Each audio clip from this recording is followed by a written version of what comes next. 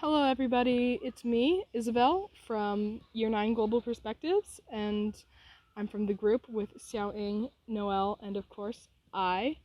Our project is on globalization, and in this video, I'm going to be explaining what globalization is and what it means, how it affects people, what's good about it, and what's bad about it. So, you're gonna find this out, okay? Very informational. What is globalization? The definition of globalization is disputed, but according to the Cambridge Global Perspectives course, globalization is the process by which national and regional economies, societies, and cultures have become integrated through the global network of trade, communication, immigration, and transportation. There are several definitions that have been given to the term, and individual sociologists have worked for years. Another sociologist said that globalization was when more people across large distances become connected in more different ways.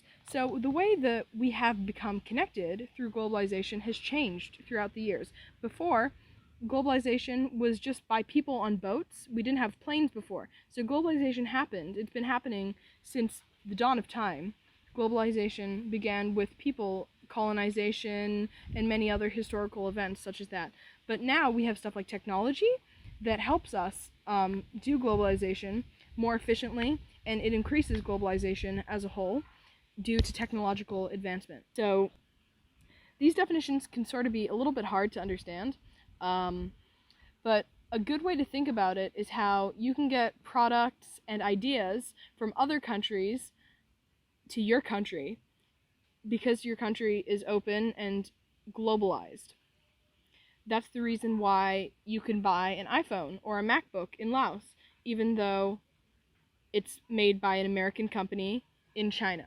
And it's also why there are factories here that produce products to America. Okay, I know I've made globalization out to sound super amazing, but there are quite a few impacts, whether that be negative or positive. Some of the positive impacts of globalization, as I stated before, were increased trade. There's a greater choice of goods.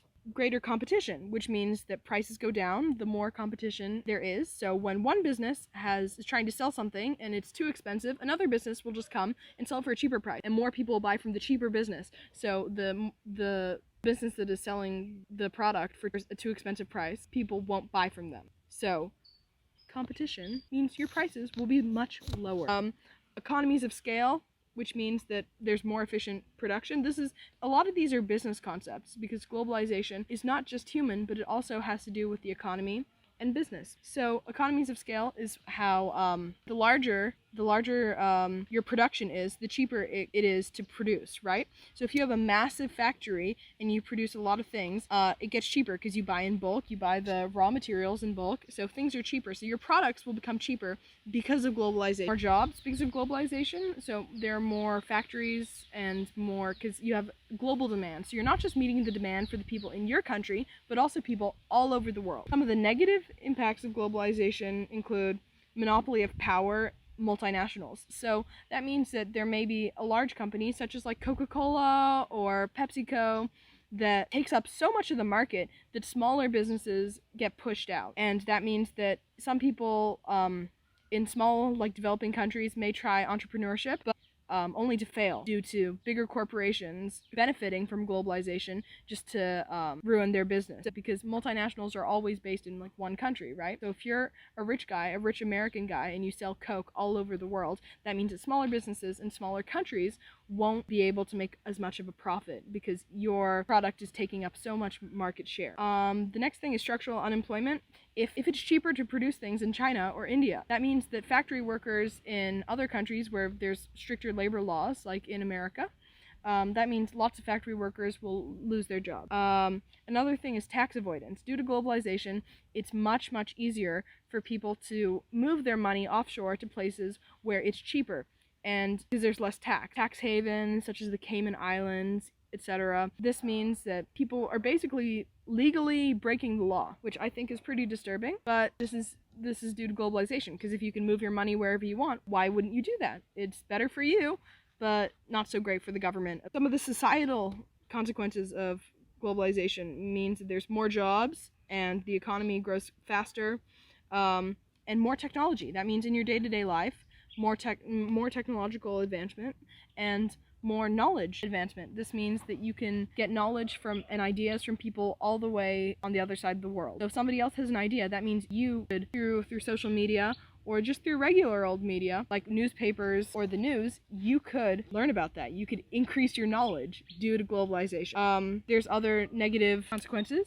such as natural environment destruction, which is because there's so much shipping and transport of goods and people all around the world. That means that there's an environmental toll taken by all the carbon emissions from the planes and the ships.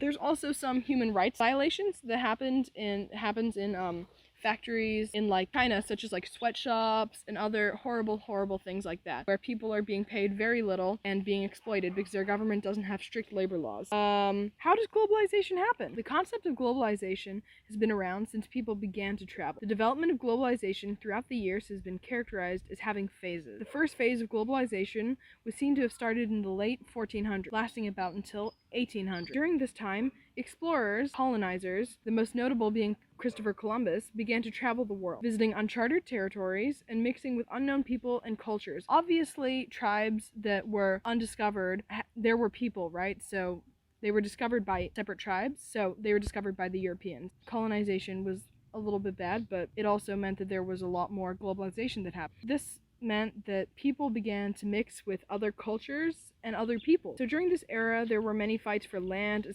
colonization began to occur. The English and the Spanish were particularly successful with colonizing many parts of the world and now have a lot of influence in parts of the world with colonization. I can't say that the violence of colonization is good, but it does show that the actions of people so far in the past still affect global connectedness today.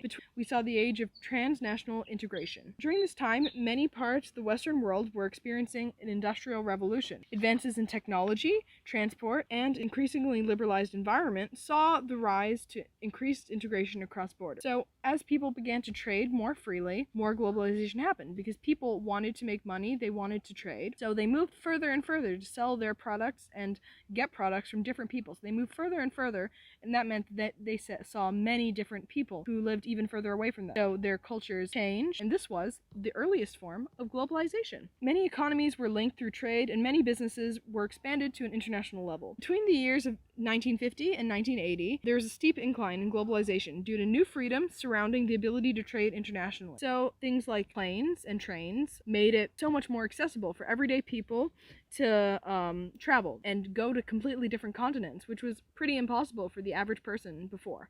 So this obviously increased trade and globalization. The fourth phase of globalization is the modern age. The modern age of globalization spans from 1980 until the present and represents significant growth and development in terms of globalization throughout the world. The internet and phones have had a remarkable impact. We can now easily chat with our counterparts on the other side of the world. Transport developments have also had a significant impact on the growth of globalization. Air travel is now faster and more efficient. Many places around the world have developed airports, ports, and roads, meaning they are now more accessible than they once were. Travel costs are lower, and making travel arrangements has never been easier. Now there's an entire section of the economy that is fully online. We now have online shopping, which just shows how truly globalized the world is. An example of online shopping is how you could buy something from an American website or a British website, and you can buy their products which were made in China or made in India or Bangladesh, etc., some other production capital, and they could be shipped to you, which is pretty crazy because all those places, how are they connected? Through globalization. It means we can trade with other people all over the world and get new products, different products from all these different places, which I think is truly amazing. So, now that you know what globalization is, let me ask you, what do you think about it? What's your opinion? I'd love to hear your perspective, and I'd also love to hear what do you think about it. In my opinion, although there are negative effects of globalization, we should focus less on stopping globalization, but more on mitigating the effects and stopping the bad things from happening, rather than stopping globalization as a whole, right? So for things such as sweatshops, I think that we should just increase human rights in developing countries, which would not hinder globalization. It would just help everyone. So that's my opinion on globalization. What's yours? I'd love to hear your opinion. Okay, like, it's Global Perspectives. Share your perspective. And this is the most global perspective. It's your perspective on the world.